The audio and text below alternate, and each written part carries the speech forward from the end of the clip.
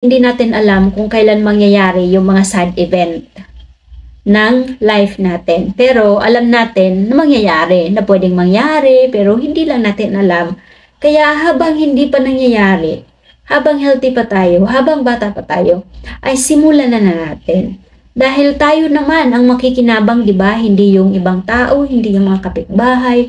Tayo mismo, sarili natin, family natin ang makikinabang.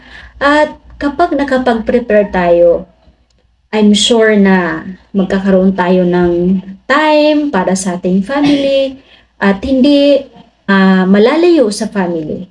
'Di ba karamihan ngayon kahit na mayroon ng anak, so yung mga nanay, mga tatay na pupunta sa abroad. So ano yung mga nangyayari sa anak? Hindi nila nakita na lumaki at hindi nila naturuan kung ano yung dapat ituro sa bata. So, lumaki yung bata na hindi kasama yung mga magulang niya.